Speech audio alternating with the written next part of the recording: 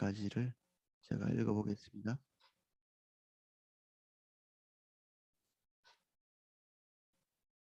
미련한 자에게는 영예가 적당하지 아니하니 마치 여름에 눈 오는 것과 추수 때에 비 오는 것 같으니라. 까닭 없는 저주는 참새가 떠도는 것과 제비가 날아가는 것 같이 이루어지지 아니하느니라. 말에게는 채찍이요 나귀에게는 재갈이요 미련한 자의 등에는 막대기니라. 미련한 자의 어리석은 것을 따라 대답하지 말라. 두렵건대 너도 그와 같을까 하노라. 미련한 자에게는 그의 어리석음을 따라 대답하라. 두렵건대 그가 스스로 지혜롭게 여길까 하노라.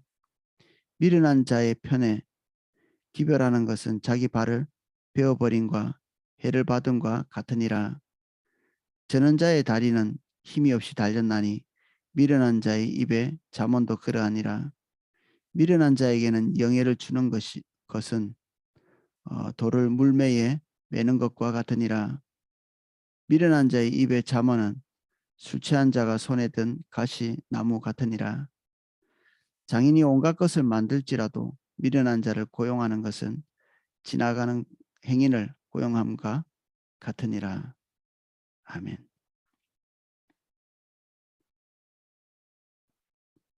내용을 살펴보겠습니다. 미련한 자에게 영예가 적당하지 아니하니 마치 여름에 눈 오는 것과 추수 때에 비 오는 것과 같으니라. 여름에 눈 오는 것 어림도 없는 일이죠. 눈 자체가 오지 않을 뿐 아니라 어, 이스라엘의 그 여름은 굉장히 혹독하게 뜨거운데 어림도 없겠죠. 그 내린다 한들 그게 남아있지도 않고 추수 때에 비 오는 것과 같다. 이 추수 때에 비가 오면 이건 그 득이 되는 게 아니라 오히려 마이너스가 되죠. 우리 가을철에 비 오면 그 농사하시는 분 되게 힘들어 하시거든요. 추수할 때는 건조하고 또 메말라서 이렇게 곡식이 잘 여물 수 있는 그런 조건이 돼야 되는데 오히려 비가 오면 비도 뭐 올 때 와야지 적당하지 않을 때 오면 오히려 이게 적당하지 않아서 안 좋다 이런 그 기능적인 것뿐 아니라 사무엘에 보면 이스라엘 백성들이 하나님 앞에서 올바르지 않은 결정, 그 왕을 구하는 그 결정을 할 때 이게 하나님으로부터 이렇게 올바로 인식되지 않는다. 주님이 좋은 평가를 하지 않는다는 것을 사인으로 보여줄 때 이 추수 때에 비가 내리는 일이 생겼습니다.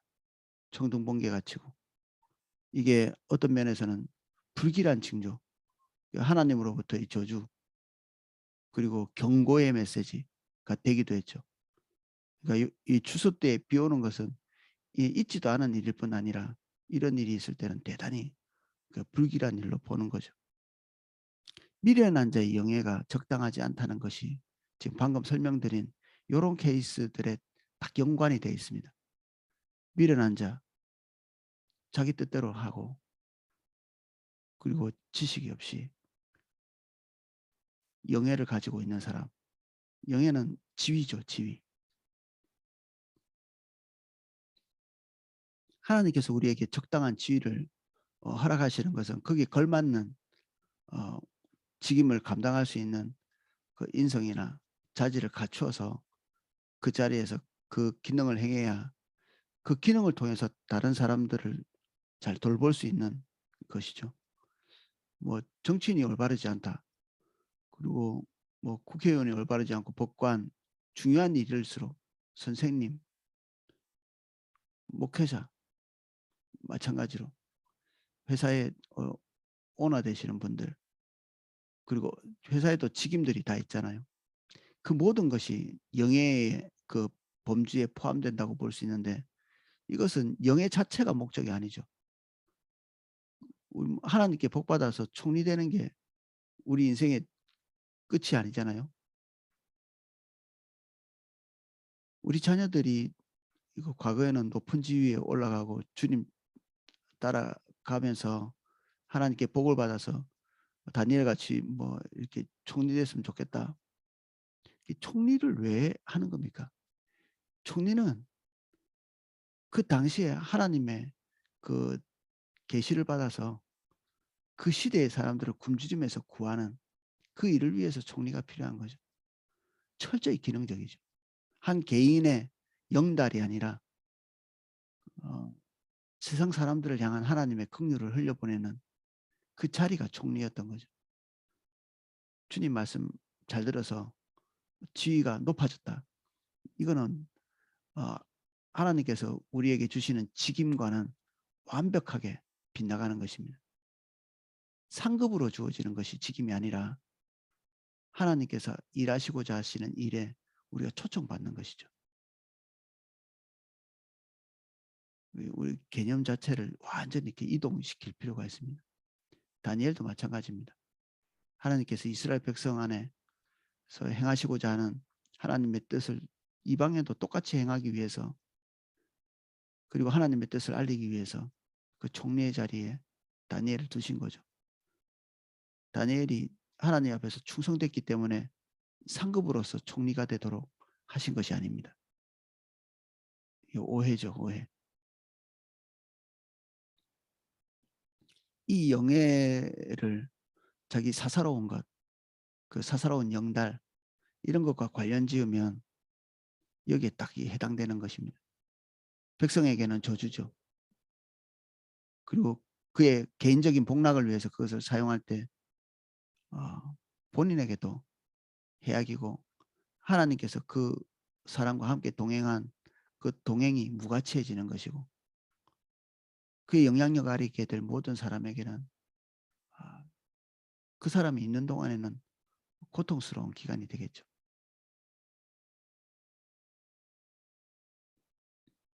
까닭 없는 저주는 참새가 떠도는 것과 제비가 날아가는 것 같이 이루어지지 아니하느니라. 이 고대 사회에서는 어떤 무당이나 그 신접한 자들의 저주에 대한 두려움이 있었던 것 같습니다. 미신이죠. 근데 그런 것들이 무가치하고 아무것도 아니라고 얘기하고 있는 것입니다. 가끔 처음 예수님 믿는 가정에 가보면 차마 그 부적을 무서워서 떼지를 못해요. 저주받을까 봐. 어떤 특별한 방식이 있는 줄 알고. 저는 뭐 그냥 저한테 부탁하면 다 뜯어가지고 이렇게 뭉쳐서 화장실에 물 내려버리거든요. 일반 집에서는 하면 안 됩니다. 이 변기 막히니까. 그냥 이 아파트 이런 데는 그냥 꼬깃꼬깃 뭉쳐가지고 찢어서 그냥 물 내려버리면 됩니다. 불 태우다가 또 불 날 수도 있으니까. 별것도 아닌 것입니다. 우리를 향한 저주도 마찬가지고, 어떤 부정적인 세력이 어떤 그 영적인 저주를 이렇게 한다고 우리에게 크게 먹히지도 않습니다. 그리스도인에게. 그런 부분들을 전혀 두려워할 것이 아니죠. 우리가. 발람의 저주가 그 이스라엘 백성에게 무익한 것이었거든요. 하나님이 저주하시지 않으면 저주받을 자가 없습니다. 세상에 어떤 저주를 다 갖다 퍼붓는다 할지라도 그것이 의미가 없는 일이죠. 그래서 어떤 마술행위, 그리스도인에 대한 그런 것들에 너무 신경 쓰지 않는 것이 유익하고요. 우리가 하나님의 저주가 있습니다. 하나님의 말씀대로 서지 않을 때 하나님의 말씀 밖에 있기 때문에 하나님께서 우리를 향하신 그 긍휼, 자비, 은혜, 보호, 이런 것들이 흘러 들어올 수 없는 상태가 있습니다. 그게 저주죠. 그게 저주입니다. 이 모든 저주에는 이유가 있죠. 이유가. 근거가 있고, 그리고 거기에는 공의가 있습니다. 공의. 하나님은 공의를 따라 행하시는 분이십니다. 빌 받는 대로 그냥 하는 게 아니라. 어제 어거스틴의 하나님의 도성 책을 조금 읽었는데 시간이 나서, 거기에 있는 신들, 로마의 신들은 아주 이게 기분파들입니다. 기분이 좋을 때는 그 간음 사건 이런 것들을 그냥 묵과하고 넘어가고, 어떻게 어떤 경우에는 그런 경우에 응징을 하기도 하고. 더 웃기는 거는 신들이 본인들이 강간하고 간음하고 이런 것들을 이렇게 행하는 뭐 진짜 신들은 아니죠. 그 로마에서 섬기고 있는 그런 여러 신들이 그런 행동을 하는 것이죠. 이방 신들의 개념 속에는 그런 것이 있습니다. 우리가 믿고 있는 하나님은 주권자이십니다. 그분 뜻대로 하실 수 있는. 그런데 그분 기분 나는 대로 마구 해대지 않죠. 공의를 따라 징벌도 가하시고 그리고 축복도 내리시고. 그래서 하나님 믿을 만하시죠.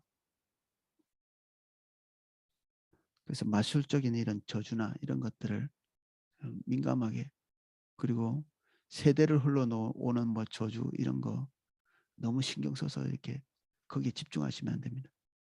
거기에 의미를 부여하는 것이 사단의 전략입니다.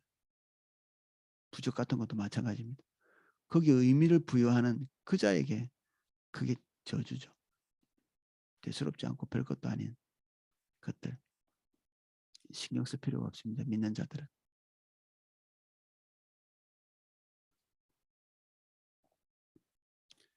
말에게는 채찍이요 나귀에게는 재갈이요 미련한 자의 등에는 막대기니라. 이게 굉장히 수치스러운 말입니다. 이게 말, 나귀, 사람이잖아요. 우리 인간은 동물하고 같은 레벨이 아닙니다. 신과 인간 사이에, 신과 피조물 사이에 인간이 있죠. 하나님의 뜻에 따라 세상을 통치하는 신적인 지위를 가지고 있죠. 근데 그것이 주님과 다바커된 상태에서 그 지위가 유지되는 것이지, 주님을 떠나 있고 자기 자의적으로 뭔가를 선택하고 자의적으로 행동하고 자의적으로 살아가는 그런 상태에서는 이 동물하고 똑같은 취급을 받는 것이죠. 인격적인 대화가 되지 않는 그런 사람, 도덕적이고 윤리적인 교훈, 그런 권면 이런 것들이 통하지 않는 그런 그룹의 사람이 있습니다. 동물하고 똑같은 취급을 하면서 다뤄야 되는 거죠. 때리는 것입니다.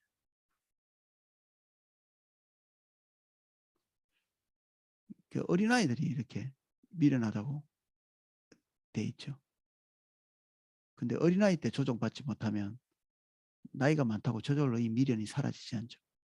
이 미련하다는 게 자기 뜻대로 산다는 얘기입니다. 자기 주도권을 가지고 사는 것. 공부를 많이 해도 미련합니다. 지식이 많아도 미련하고.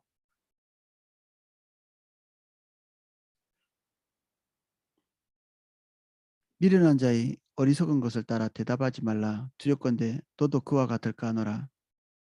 그의 미련한 그 대답, 질문 이런 것 자체가 미련하기 때문에 그에 대한 답변을 하는 것이 무익한, 뒤에는 반대 같은 이런 말을 하는데, 미련한 자에게는 그의 어리석음을 따라 대답하라. 위에는 하지 말라 그랬는데 밑에는 대답하라. 두렵건대 그가 스스로 지혜롭게 여길까 하노라. 아무도 대답하지 않고 그것에 대해서 적절한 대답을 하지 않으면 그가 가지고 있는 생각이 모든 사람에게 올바른 줄 알고, 그래서 지금 우리가 진리의 메시지들이 선언되고 있는 것에 시시콜콜하게 답변할 필요도 없을 뿐 아니라, 또 한 면에서는 우리가 이런 부분들에 대답할 수 있는 무장을 잘 하고 있어야 되겠죠. 지금 그 포도나무교에서 선포되고 있는 이 지식, 메시지 이것들을 우리가 집중력을 가지고 습득할 필요가 있습니다. 굉장히 어색한 문장으로 지금 우리가 설교를 듣고 있잖아요. 그동안 우리가 들었던 종교적인 단어들을, 종교적인 어떤 구절들을 잘 쓰지 않고 대단히 학문적이고 논리적이고 철학적인 얘기들을 많이 하면서 우리가 익숙해왔던 그런 종교적인 어떤 뉘앙스를 풍긴 이런 말씀이 아니거든요. 근데 종교적인 말들은 세상에 나가면 거의 통용되지 않습니다. 지금 우리가 하고 있는 그 추구하고 있는 이 메시지들이 이 어리석은 자의 그 질문을 따라서 대답할 만한 것들입니다. 그래서 잘 준비해 놔야 되겠죠. 그들이 옳은 줄 알아야 아는 이런 처지까지 방치돼서는 안 되기 때문에 무장을 잘 하고 있어야 되겠죠. 어리석은 모든 것에 반응할 필요는 없지만 그것이 대세를 이루고 스스로 옳은 지경까지 올라가서 어, 진리를 뒤바꾸려고 할 때 그것에 대해서 명료하게 대답하는 얼굴이 뜨거워질 때까지 부끄러워질 때까지 그 말하는 것이 얼마나 이게 무지한 것인지를 깨달을 때까지 설명해 주는 것도 필요합니다. 그 세상이 되게 똑똑한 것 같잖아요. 안 똑똑합니다. 진리가 올바르지 비진리가 이 논리적 구조가 튼튼하지를 않습니다. 서로 상반된 그 논리 구조를 가지고 있는 이야기가 어떤 사람에게는 이게 탁 붙어 있죠. 그래서 이게 어긋나 있다는 사실을 본인도 잘 모릅니다. 어떨 때는 굉장히 무신론적인, 어떨 때는 신이 계시다면 어쩌고 저쩌고 하는 이런 얘기를 하기도 하고 논리적으로 전혀 이렇게 처음과 끝이 맞지 않는 이런 얘기들을 거의 99.9%는 그런 얘기를 합니다. 믿지 않는 사람의 경우에 그렇죠. 우리는 기본적으로 진리 위에 서 있죠. 처음부터 끝까지 대답이 일관성이 있습니다. 근데 이것들은 이제 잘 설명하려면 다소간의 훈련이 좀 필요한데 지금 주일날 선포되고 있는 메시지가 다 거기에 도움이 되십니다. 그리고 완전한 진리 이 책을 공부하시는 것이 도움이 되는데 혼자 하시기 좀 어려우시면 이번 주부터는 주일 오후 2시 반에 이 성경 공부 시간에 방송을 하려고 합니다. 그 완전한 진리를 공부하는데 이 새벽기도 주소로 들어오셔서 필요하신 분들은 들으시면 되겠습니다. 진도가 빠르지 않습니다. 한 3년 걸릴 것 같습니다. 다 보는데.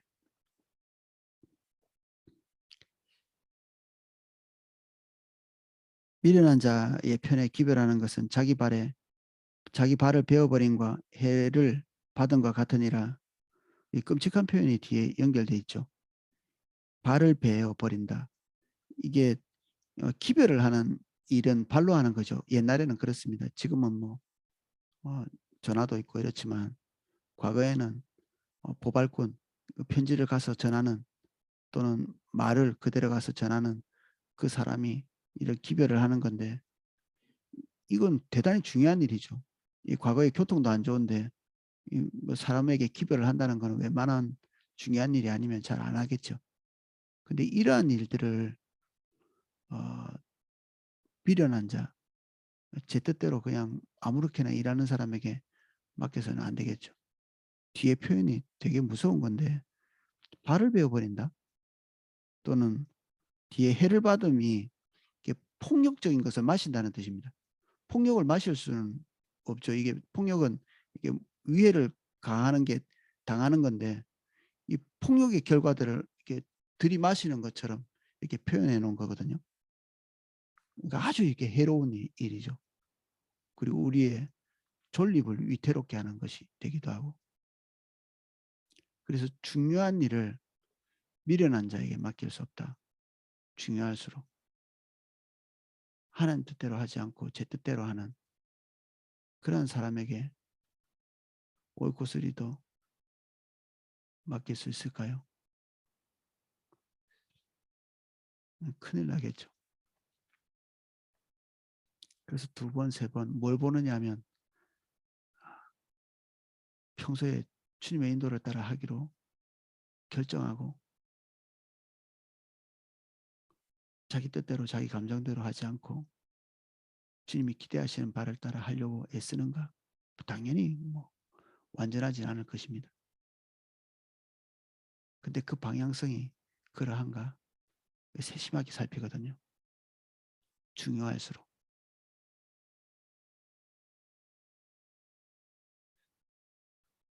잘 제어되는 사람이 중요한 일을 맡아야 합니다. 온유한 사람, 온유한 사람, 훈련되어 있는 사람, 스스로 제어할 수 있는 사람, 자기 감정과 생각, 판단, 자기 욕구 이런 것들을 그냥 거기에다가 자신을 맡기지 않고 주님이 원하시는 것 선택해서 그 방향에 자기의 삶을 놓을 수 있는 사람, 그런 사람이 중요한 일을 맡아야 되겠죠.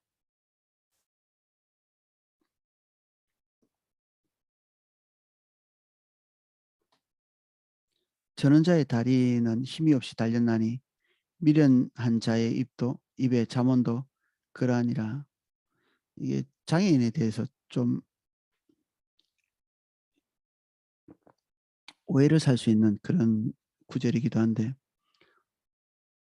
이건 뒤에 있는 어, 미련한 자의 입에 달려 있는 그 잠언, 교훈 이런 것이 위력적이지 않고 무가치하고 쓸모없는 것이라는 것을 표현하기 위해서 앞에 같이 좀 불편한 표현을 쓰고 있습니다. 전원자의 다리 멀쩡하게 달려 있지만 그 무게를 감당하지 못하죠. 체중을 감당하지 못합니다. 그래서 멀쩡하게 달려 있지만 걸으려고 하면, 그것을 의지하려고 하면 넘어지죠. 우리가 지금 보고 있는 잠언이 이 지혜라고도 볼 수 있습니다. 주님과 실제적인 관계가 없이 이걸 수용하고 습득할 수 있는가? 불가능합니다. 아까 방금 보셨다시피 미련한 자의 어리석은 것을 따라서 대답하라 또는 대답하지 마라, 이 상반된 것이 계속해서 나오거든요. 근데 이게 모순적이고 대립적으로 보이고, 그리고 이때는 이것을 선택하고 저 때는 저것을 선택하는데, 그럼 우리 마음대로 하는 것과 뭐가 다른가?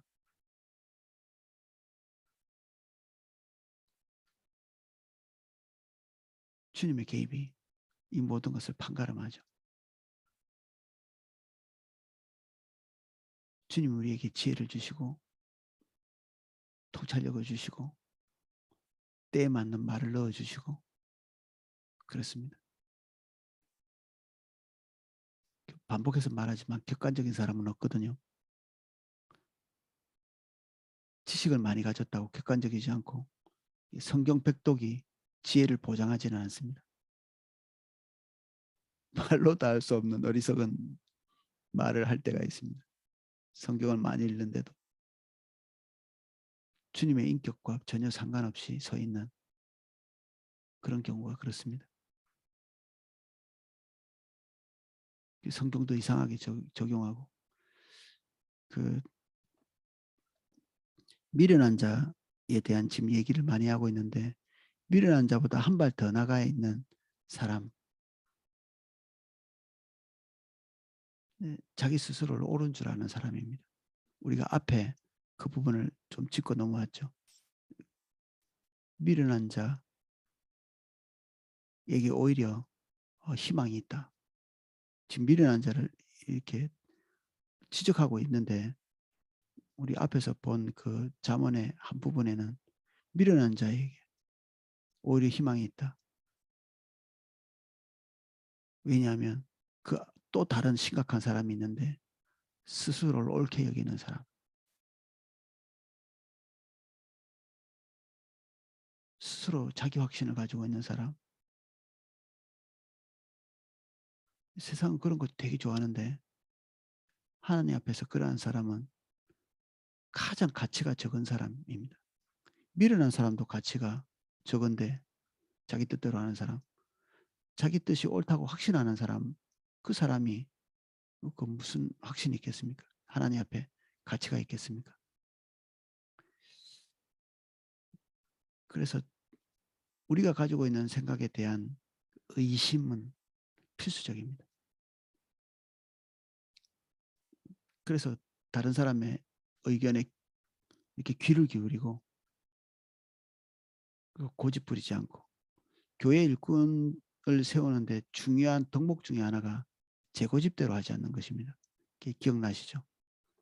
그, 어, 교회의 중요한 직책을 가지고 있는 사람 여러 가지 목록이 있는데 그 목록 중에 하나가 고집 부리지 않는 것입니다. 다른 사람의 말을 귀담아 듣는 것. 자기 외에는 다 틀린 것처럼 느껴지는 그런 경우는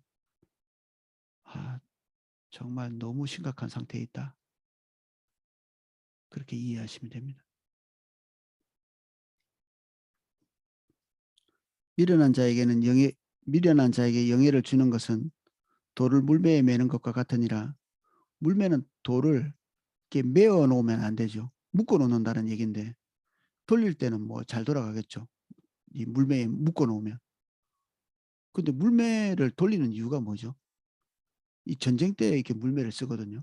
물매꾼들을. 그리고 다윗이 물매를 돌렸잖아요.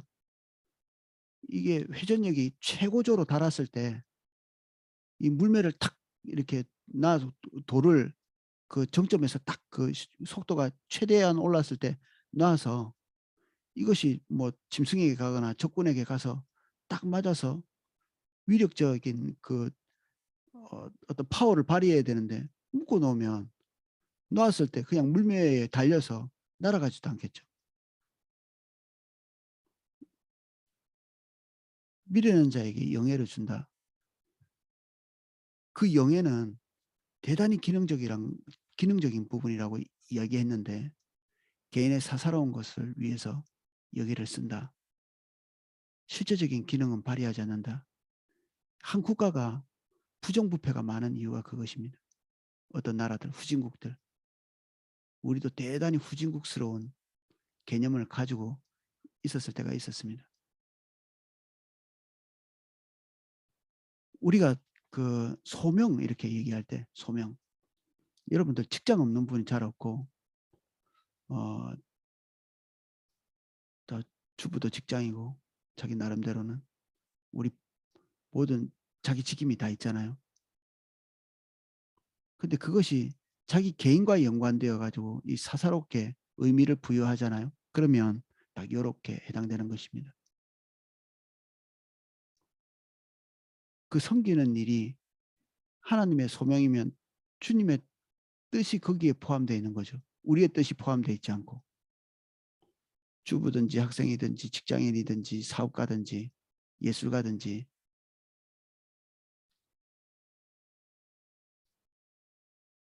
자기의 위상을 세우는데 그것을 사용해서는 안 되고요. 주님이 나를 왜 부르셨나? 그것에 충실해야 되겠죠.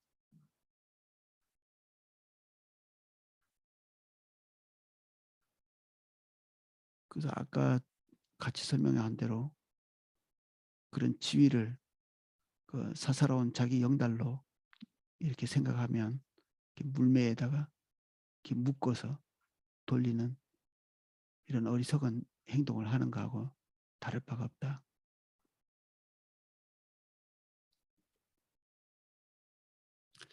우리가 그런 생각을 하고 있으면 우리를 통한 하나님의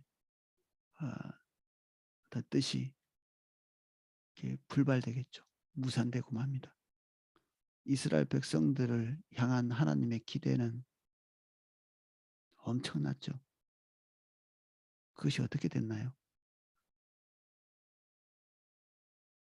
헛수고죠. 헛수고. 하나님이 헛수고 하시는 겁니다. 하나님이 우리에게 오셔서 은혜 주시고 우리를 향한 기대를 가지시고 이 땅에서 데려가지 아니하시고 이 땅에 지금 땅에 발붙이고 있으면서 소명을 주신 그 이유는 하나님의 뜻이 있어서 그렇습니다.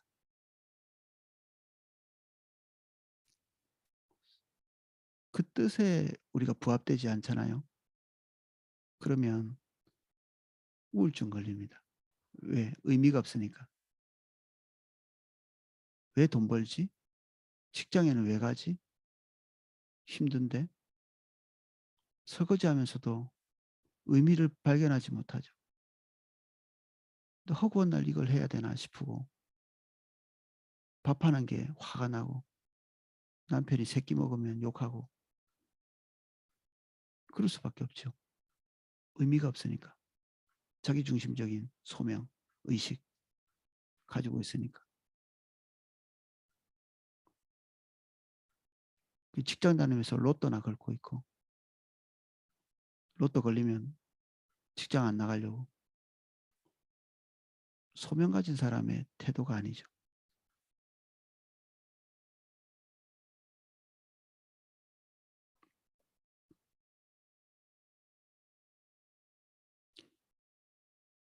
미련한 자의 입에 잠언은 술 취한 자가 손에 든 가시나무 같으니라. 술 취한 자는 자기 제어를 못하죠. 그래서 이 가시 막대기 같은 거 가지고 있으면 본인도 상하고 상대방도 상하게 만듭니다. 이성이 없고 술 취한 사람들 이렇게 상상해 보시면 쉽게 이해할 수 있을 것입니다. 장인이 온갖 것을 만들지라도 미련한 자를 고용하는 것은 지나가는 행인을 고용함과 같으니라. 이 10절은 주석마다 해석하는 게 다 틀려가지고 저도 많이 선택하기가 좀 어려운데 일단 우리 개혁 성경이 이렇게 번역해 놓은 대로 하자면 이게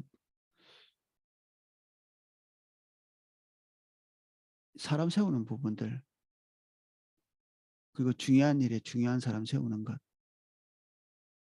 그리고 직원을 선택할 때 오너로서 직원을 선택할 때 어,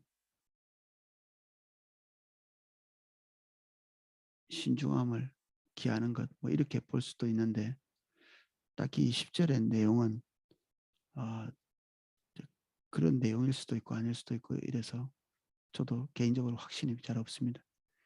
이 장인이 온갖 것을 만든다는 것이 화살 쏘는 사람으로 번역될 수도 있답니다. 이 장인을.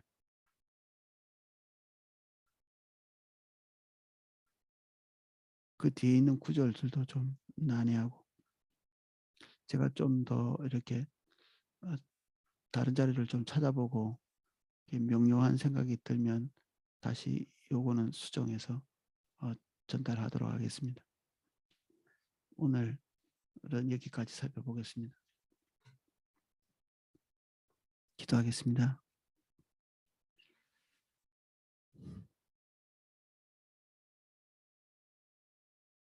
주님의 목적과 우리의 사사로운 목적이 동시에 존재할 때 우리는 미련한 자의 자리를 벗어날 수가 없습니다.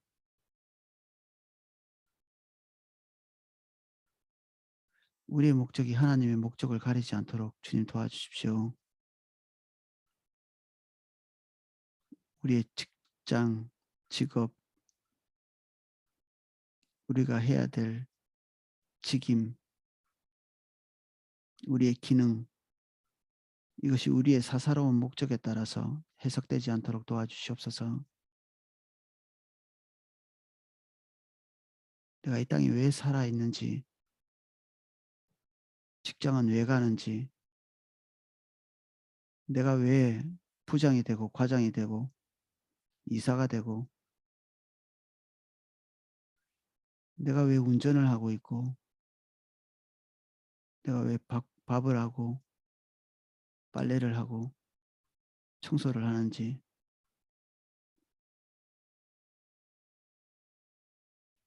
주님께서 우리를 두신 자리에 왜 있는지 주님 이 시간 명료하게 알 수 있도록 도와주셔서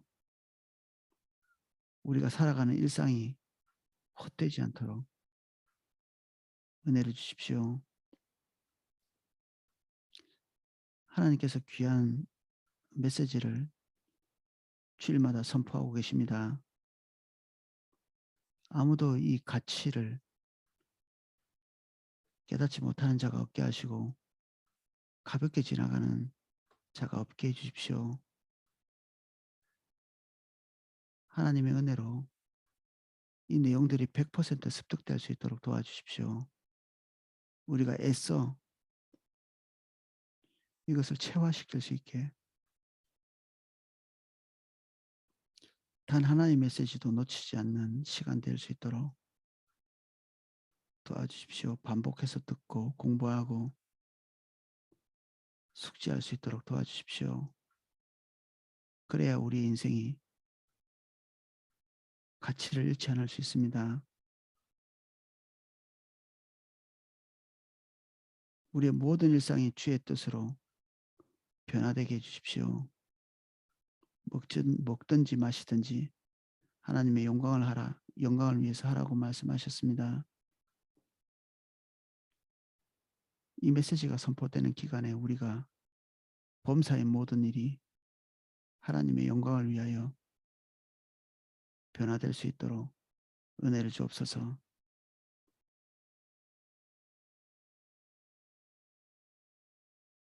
지금 저희들에게 더 높은 지각이 필요합니다. 지각을 주십시오. 우리의 지능을 도와주시고 우리의 의지를 도와주시고 우리의 영이 더 예민해질 수 있도록 도와주십시오. 설교 들을 때 헛된 생각하지 않게 해주시고 처음부터 끝까지 맥락을 놓치지 않을 수 있도록 도와주십시오.